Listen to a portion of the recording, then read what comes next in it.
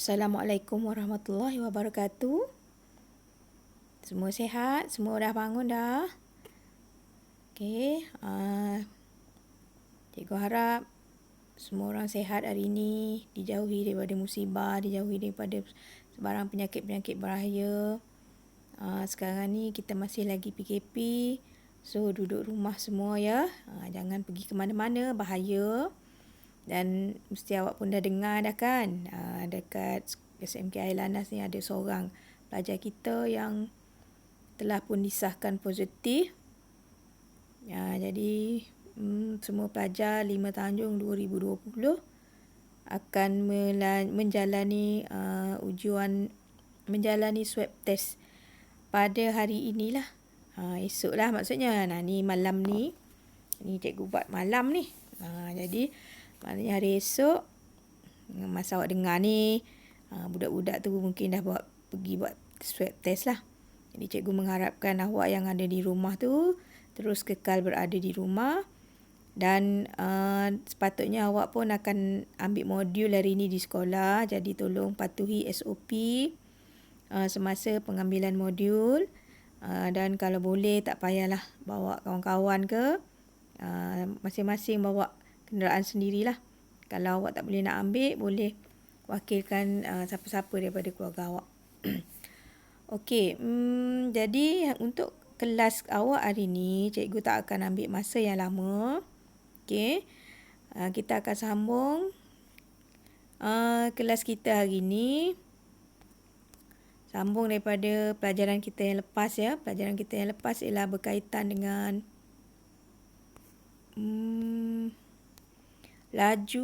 halaju pecutan. Okey, baru ni cikgu ada tunjuk pada awak satu uji kaji bagaimana nak mengkaji halaju dan pecutan objek yang bergerak di dalam makmal. Okey, untuk hari ini, okey, nanti cikgu cari dulu.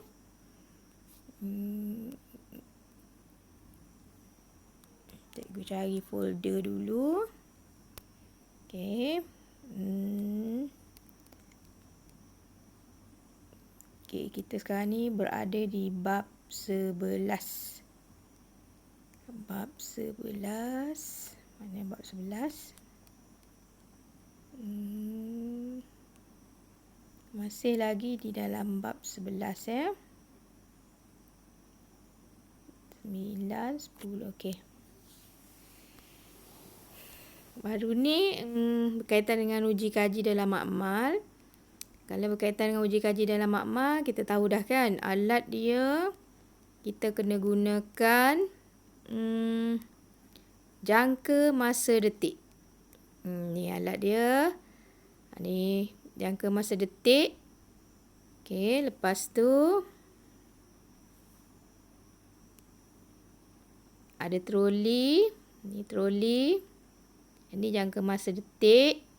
Kemudian pada jangka masa detik ni kita akan letakkan pita detik.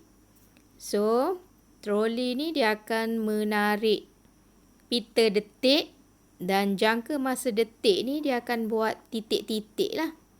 Okay, dia akan buat titik-titik. Ni dia akan keluar titik-titik ni lah. So, ini ialah kertas. Jangka masa detik ni ialah kertas. Okey, kemudian daripada uji kaji tadi, kita kerat yang pita detik tadi melibatkan 10. Kita akan libatkan 10 detik. 1, 2, 3, 4, 5. Maaf. Semula dah. Okey, jadi setiap jalur ni dia akan ada 10 detik. So 10 detik kita potong, 10 detik potong. Okey, lepas tu bila kita letak dekat graf, dia akan jadi seperti inilah. Okey. Yang ni beza dia, jarak antara detik tu semakin jauh. Ini maksudnya objek tersebut atau troli tersebut membuat pecutan. Kalau yang ni seragam, lebih kurang sama kelajuan dia. Tapi yang ni troli memecut. Okey. Ni kemudian formula Cikgu ingatkan semula. Formula untuk mengira hal laju, jarak bagi masa. Untuk pecutan, perubahan hal laju bagi masa yang diambil. Okey. Kemudian hari ni cikgu nak tunjuk contoh. Okey. Contoh pengiraan. Okey, penyelesaian masalah. Soalan penyelesaian masalah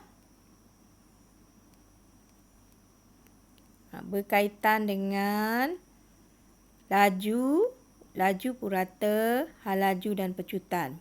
Okey, contoh soalan ni.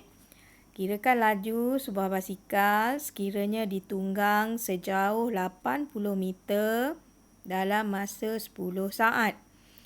Okey, soalan ni menghendaki kita mencari laju. Jadi formula untuk mencari laju ialah jarak bahagi masa. Jadi kita tengok balik dalam soalan ni. Bagaimana kita nak tahu dalam soalan tu jarak dia berapa? Dia ada M tu. M tu merujuk kepada meter. Jadi meter ialah unit bagi jarak. Jadi jarak kita ada 80 meter. Masa dia 10 S. S tu maknanya saat. So, untuk mengira kelajuan basikal itu, jarak bahagi masa iaitu 80 bahagi 10. So, laju yang basikal tersebut ialah 8 meter per saat. Okey, bagi soalan yang kedua pula, seorang pelari lompat jauh meningkatkan hal laju lariannya daripada 3 meter per saat kepada 20 meter per saat ke arah papan lonjak dalam masa 0.6 saat sebelum melonjakkan badannya ke atas tanah. Berapakah pecutannya? Okey, ini ialah biasanya orang yang nak buat lompat jauh ni, dia semakin dekat dia nak melompat tu dia akan memecut. Sebab bila dia buat macam tu dia akan boleh melompat dengan lebih jauh lagi ni contohnya lah. Gambar tu kan. Okey, siapa yang atlet dia biasalah dia tahu dah. Teknik untuk lompat jauh ni dia kena pecut. Jadi di sini kita akan ada hal laju akhir dengan hal laju awal. Okey, yang mana satu hal laju akhir, mana satu hal laju awal? Hal laju akhir dia ialah 20 meter per saat tu ialah hal laju akhir dia.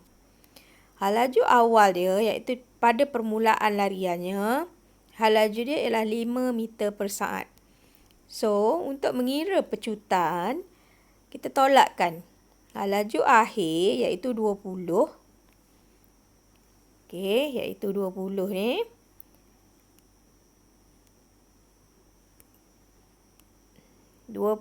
Tolak dengan 5 bahagi dengan masa yang diambil ialah 0.6 saat ni. Jadi kita ambil kalkulator. Bila kita tekan kalkulator kita dapatlah 20 meter per saat. Dia ada negatif kuasa 2 tu. Yang soalan ketiga. Kita bacakan soalan dia.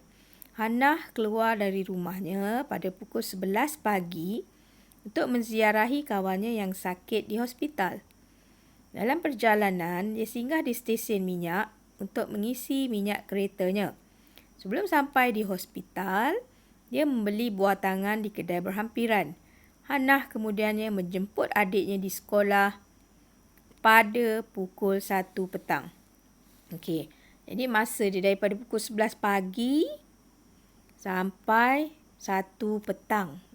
Okey, dia sebenarnya nak pergi ke hospital untuk menziarah kawannya yang sakit, tetapi dalam perjalanan dia nak menziarah tu, dia singgah di stesen minyak, kemudian lepas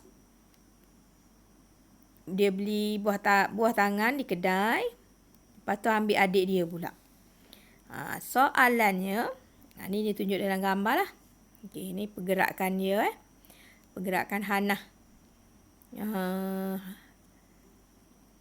Okey, tu jarak yang dilalui 1400, 2200, 1800 campur 900, 1100 Okey, soalan dia, setelah Hannah sampai di sekolah adiknya, tentukan jarak. Okey, mana sekolah adik dia?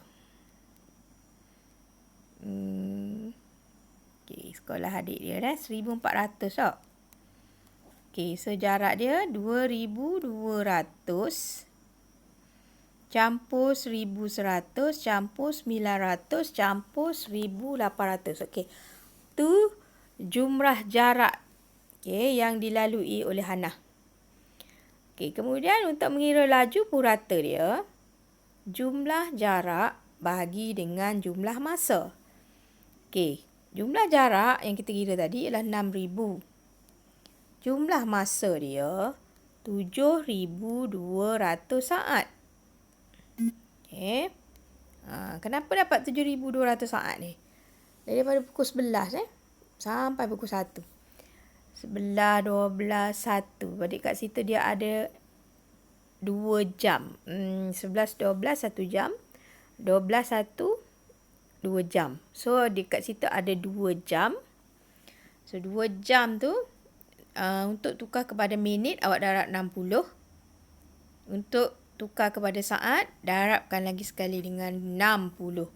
Jadi, jumlah masa dia ialah 7,200 saat. Kita kena tukar dalam saat. Kalau dia bagi jam, kita tukar kepada saat. Okey, kemudian bahagikan. 6,000. Ni. Okey, 6,000 bahagi 7,200. Okey.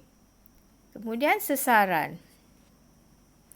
Sesaran dia 1,400 meter arah selatan. So, hal lajunya sesaran bahagi masa iaitu 1,400 arah selatan bahagi dengan 7,200.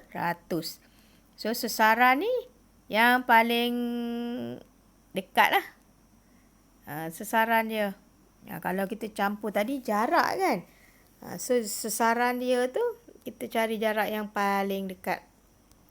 Okey. So, kita akan dapat sesarannya di situ ialah 0.19 meter saat ke arah selatan. Okey, itu contoh pengiraan. Soalan yang keempat, Alif ingin menyimpan wang simpanannya di bank. Alif boleh memilih laluan untuk menuju ke bank tersebut. Cadangkan laluan manakah paling dekat. Okey, kalau kita tengok daripada ni, yang paling dekat ialah C ni. Laluan paling dekat ialah C. Kalau A tu siap ada kena naik atas, pergi pula. Kalau yang D ni berliku-liku, sama dengan B.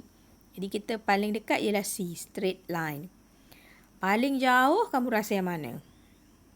Paling jauh kamu boleh nampak lah kat gambar ni kan. Paling jauh ialah laluan D.